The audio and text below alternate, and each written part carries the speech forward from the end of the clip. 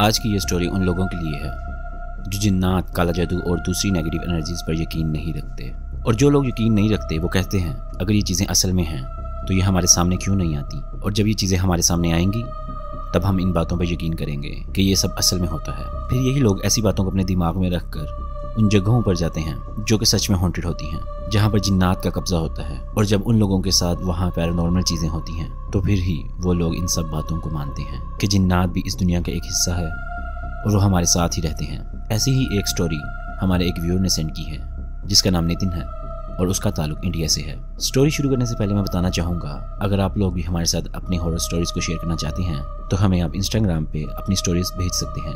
Instagram का link आपको हमारी वीडियो की डिस्क्रिप्शन में मिल जाएगा। और अगर आपको हमारी स्टोरीज इंटरेस्टिंग लगती हैं तो चैनल को ज़रूर सब्सक्राइब करें और बेल आइकन पे भी क्लिक करें, इससे आपको हमारी आने वाली सभी वीडियोस के नोटिफिकेशन मिल जाया करेंगे। तो स्टोरी पे वापस आते हैं। नितिन अपनी स्टडी बैरून मुल्क कर रहा था और वो पार्ट टाइम वहाँ किसी रेस्टोरेंट में भी जॉब किया करता था। वो अक्सर 6-7 महीने के बाद छुट्टियां गुजारने इंडिया वापस आ जाया करता था और अपने सभी दोस्तों के साथ भी खूब टाइम स्पेंड करता था। जैसा कि मैंने आपको वीडियो की शुरुआत में बताया कि कुछ लोग होते हैं जो जिन्नात, काला जादू वगैरह पर यकीन नहीं रखते। नितिन भी उन लोगों में से एक था। वो कहता था ये सब बनी बनाई बातें हैं, ऐसी कोई चीज़ नहीं होती। तो ये बात 2017 की है जब उन दिनों नितिन छुट्टियां गुजारने इंडिया वापस आया हुआ था। तो वो ऐसे ही अपने स्कूल के दोस्तों के साथ बैठा हुआ था तो वहाँ इनमें एक टॉपिक छिड़ गया कि जिन्नात जैसी हवाई चीज़ें होती हैं या नहीं। इन लोगों में कुछ थे जो इन चीज़ों को मानते थे और कुछ नितिन जैसे थे जो ऐसा कुछ भी नहीं मानते थे।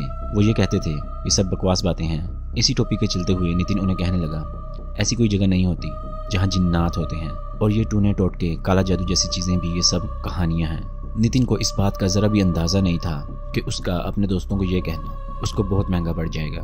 नितिन की इस बात पर इसके दोस्तों ने कहा अगर तुम इन बातों पर यकीन नहीं रखते तो हम कुछ दिनों बाद डाउ हिल जा रहे हैं और वहाँ कैंपिंग भी करेंगे। आओ तुम भी हमारे साथ चलो, वहाँ तुम्हें तुम्हारी सारी बातों का जवाब मिल जाएगा और तुम खुद वहाँ सब कुछ देख लेना। नितिन को डाउ हिल के बारे में नहीं पता था तो नितिन ने कहा डाउ हिल क्या है, वहाँ ऐसा क्या है? तो इसके दोस्तों ने हंसते हुए से कहा कि पहले जाकर इस बारे में रिसर्च कर। तो नितिन उस रात अपने दोस्तों के साथ मिलकर घर वापस गया। वो इसके बारे में सोच रहा था कि आखिर डाउ हिल क्या है। फिर उसने जल्दी से अपना फ़ोन पकड़ा और इस बारे में रिसर्च करने लगा। उसने जब डाउ हिल के बारे में पढ़ा तो नितिन के दिल में हल्का सा डर आ गया। वहाँ असल में एक स्कूल था जो कई सालों से बंद पड़ा हुआ था और स्कूल के बंद होने के बावजूद भी वहाँ बच्चों के खेलने, चीखने और चिल्लाने की आवाज़ें आज भी आती हैं। और डाउ हिल का जो जंगल है, कहा जाता है कि उस जंगल के सेंटर में अगर कोई जाए तो अक्सर लोग वहाँ पर रास्ता भूल जाते हैं या तो वो जिन्नात जैसी हवाई चीज़ों के कब्जे में आ जाते हैं। नितिन जो पहले हंसते हुए अपने दोस्तों को बोल रहा था कि ऐसा कुछ नहीं होता, लेकिन इस चीज़ के बारे में रिसर्च करने के बाद इसके दिल में हल्का सा डर बैठ गया और इसके साथ साथ इसको ऐसा लगने लगा कि कुछ तो है डाउ हिल में। नितिन ने अपने दोस्तों को कॉल की और उनको बोला कि वो भी उनके साथ डाउ हिल जाएगा। तो ये 4 दोस्तों ने वहाँ जाने के लिए गाड़ी करवाई और ये लोग डाउ हिल के सफ़र के लिए अगले दिन घर से रवाना हो गए। डाउ हिल के लिए कहा जाता है अगर आप डाउ हिल के लिए घर से निकलते हैं तो आपको उस जगह पर पहुंचने से पहले कई बार रास्ते में इशारे होते हैं कि आप रुक जाएं, उस जगह ना जाएं। बहरहाल वो रास्ते में आगे बढ़ रहे थे और अब अंधेरा भी होना शुरू हो गया था। तो ड्राइवर ने इन लोगों से कहा कि आप लोगों को अपनी कैंपिंग की लोकेशन चेंज कर लेनी चाहिए क्योंकि रात के इस अंधेरे में आप डाउ हिल के जंगल में कैंप कैसे करेंगे, वहाँ आपको काफी मुश्किल हो सकती है और वो जगह कैंपिंग के लायक भी नहीं है। तो नितिन और उसके दोस्तों ने ड्राइवर को चुप करवा दिया और कहने लगे कि हमें वहाँ ही ड्रॉप करे जिस जगह की हमने उसे पैसे दिए हैं। तो ड्राइवर ने कहा मुझे आपसे इसी बात की उम्मीद थी, मेरा काम तो आपको डाउ हिल ड्रॉप करने का है और वो मैं आपको वहाँ कराऊंगा, लेकिन आगे आपको खुद सर्वाइव करना होगा क्योंकि उस जगह जंगल में जिन्नात जैसी हवाई चीज़ों के अलावा खतरनाक किस्म के जानवर भी हो सकते हैं। ये लोग ड्राइवर की बातें सुनकर थोड़ा सा डर गए, लेकिन नितिन ने कहा नहीं ऐसा कुछ नहीं होगा, हम वहाँ कैंप करेंगे और इस चीज़ का ख्याल रखेंगे कि कोई जानवर हमें नुकसान न पहुँचाए। बहरहाल गाड़ी चलती रही और इनका सफ़र कम होता जा रहा था। जैसा कि आपको पहले बताया था कि डाउ हिल पहुँचने से पहले कई बार लोगों को इशारे होते हैं कि आप रुक जाएं और उस जगह ना जाएं। तो अभी सफ़र बिल्कुल सही गुजर रहा था। इनकी गाड़ी एक हाईवे से गुजर रही थी तो अचानक ही इनकी गाड़ी रोड पर स्लिप होने लगी। ऐसा लग रहा था कि वो लोग गाड़ी रेत के ऊपर चला रहे हों। वो गाड़ी की स्पीड को जितना तेज़ कर रहे हैं गाड़ी उतनी ही धीमी होती जा रही है। ड्राइवर ने गाड़ी को एक साइड पर रोका और टायर चेक करने गया।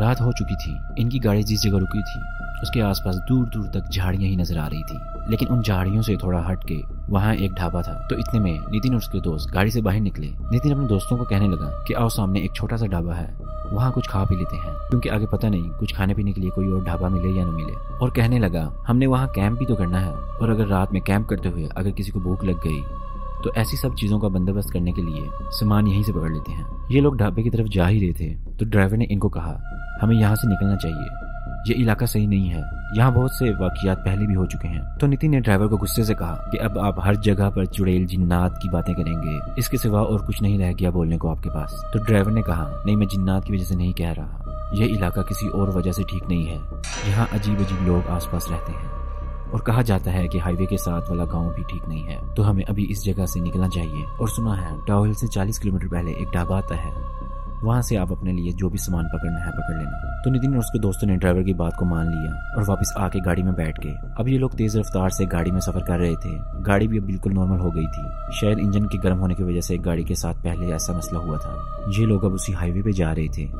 आसपास की घनी और लंबी झाड़ियां इनके एडवेंचर में और भी रंग डाल रही थी। सफर करते करते अब ये लोग डाउ हिल की तकरीबन 60 किलोमीटर के फासले पर आ गए थे। वहां इनको एक और इशारा मिला कि बस अब गाड़ी यहीं पर रोक दो। हुआ कुछ ये था कि गाड़ी चलाते हुए ड्राइवर को उस वीरान सड़क की एक साइड पर एक औरत नजर आई जो कि उन झाड़ियों के बीच में गाड़ी की रफ्तार के साथ साथ भाग रही थी। ड्राइवर ये देख कर डर गया और उसने गाड़ी की रफ्तार को तेज कर दिया और वो डरते हुए पीछे बैठे इन लोगों से कहने लगा कि अपनी लेफ्ट साइड पे झाड़ियों में देखो, वहाँ कोई औरत है जो कि हमारी तरफ देखते हुए गाड़ी के साथ साथ भाग रही है। ड्राइवर के ये कहने पर सभी दोस्त झाड़ियों में देखने लगे, लेकिन वो चीज़ अब वहाँ नहीं थी।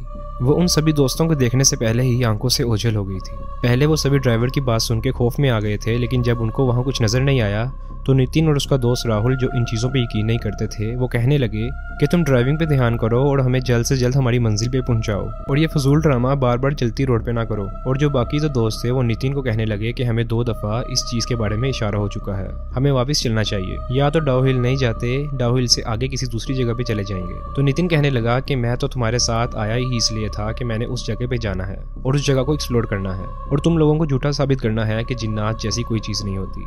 ड्राइवर खौफ के आलम में चुपचाप ड्राइविंग कर रहा था क्योंकि उसको पता था जो उसने चीज़ देखी है वो असल में थी और पीछे बैठे इन लोगों को देखने से पहले ही वो चीज़ वहाँ से गायब हो गई। इतने में इन लोगों ने कहा कि कुछ देर बाद जब ढाबा आएगा वहाँ इस बात का फैसला करेंगे कि आगे क्या करना है, कि हमें डाउ हिल या डाउ हिल के आगे किसी जगह पे कैंप करना चाहिए। ड्राइवर ने गाड़ी की रफ्तार को तेज़ ही रखा हुआ था क्योंकि उस रोड पे सिर्फ वही गाड़ी थी जो कि सफ़र कर रही थी।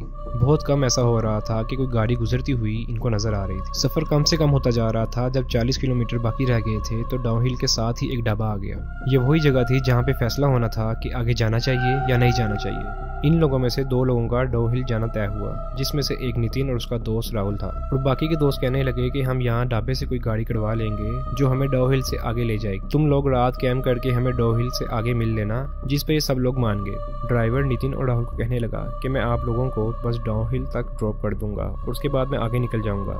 ये मेरा नंबर है और ये हमारा पार्किंग वाला होटल होगा जहाँ पे हमारी गाड़ी लगेगी। और कहा वहाँ अगर आपको कोई मुश्किल या कोई मसला होगा तो आप मुझे बता देना और कैंपिंग का सामान भी इसी ढाबे से देख लें क्योंकि आगे आपको पानी भी कहीं से नहीं मिलेगा। और एक दूसरे से बिल्कुल भी दूर मत होना, साथ साथ रहना वरना भटक जाओगे क्योंकि ये डाउ हिल है। यहाँ बहुत सी डरावनी यादें हैं लोगों की जिससे बाहर आना आज भी उनके लिए पॉसिबल नहीं है। बाकी के 2 दोस्तों ने वहाँ से एक गाड़ी करवा ली जो उन्हें डाउ हिल के आगे ले जाएगी। वहाँ नितिन और राहुल ने भी खाने पीने का सारा सामान जिसमें 2 पानी की बोतल्स भी थी सब पकड़ लिया और वापस गाड़ी में बैठ गए। अब हाईवे पे ये दोनों गाड़ियाँ अपने अपने सफर के लिए निकल पड़ी। थोड़ा सा सफर तय करने के बाद नितिन के ड्राइवर ने उनको डाउ हिल पहुँचा दिया। अब ड्राइवर पार्किंग होटल की तरफ जाने ही लगा था तो उसने रुककर नितिन को कहा कि अगर आप चाहो तो मैं आपको एक राय देना चाहूँगा कि अगर आपको इस जंगल में कोई तीसरा इंसान मिले तो उसका पीछा मत करना, और दूसरा अगर उस जंगल में कोई तुम्हारे नाम से पुकारे तो उस आवाज़ की तरफ ना जाना और ना ही उस आवाज़ का जवाब देना। ये कहते हुए ड्राइवर ने अपनी गाड़ी स्टार्ट की और वो आगे चला गया।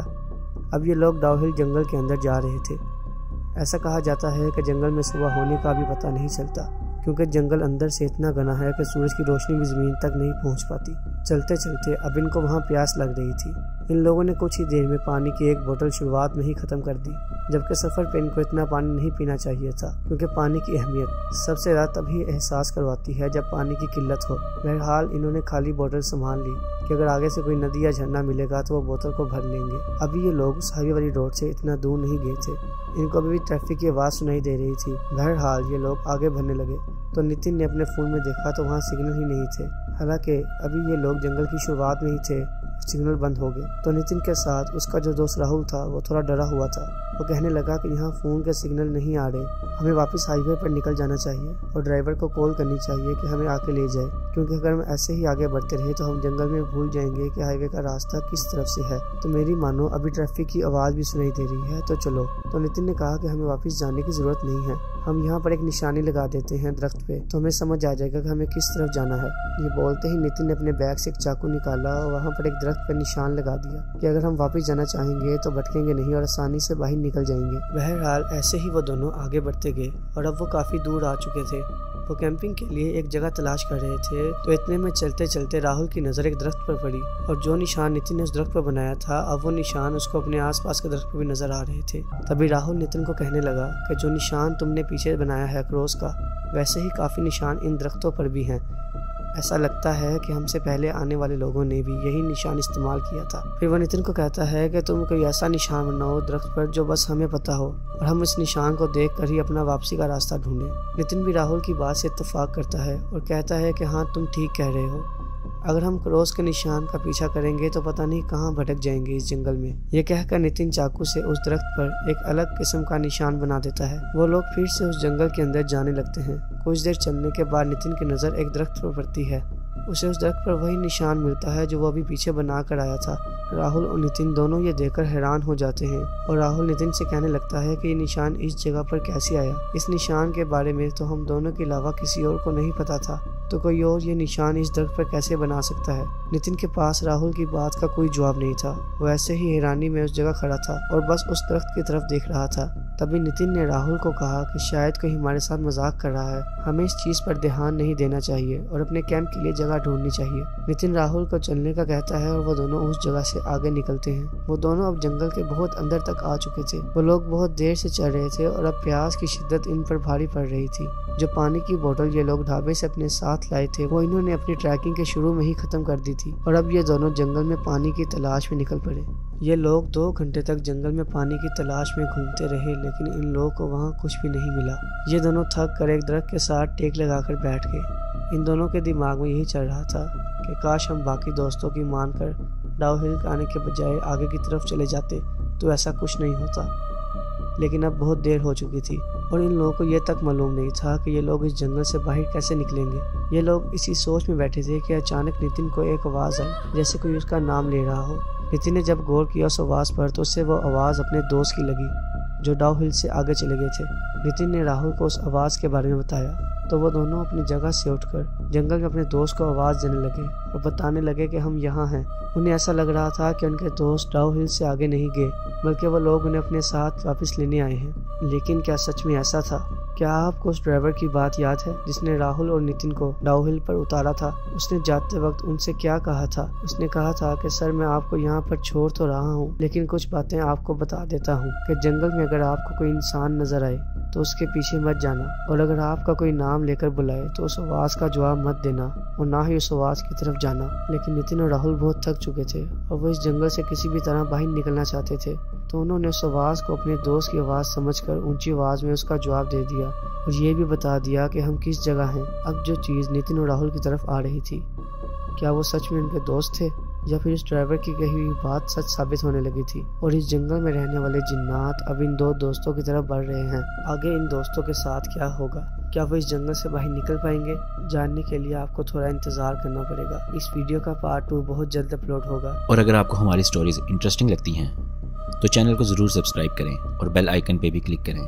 इससे आपको हमारी आने वाली सभी वीडियोस के नोटिफिकेशन मिल जाया करेंगे।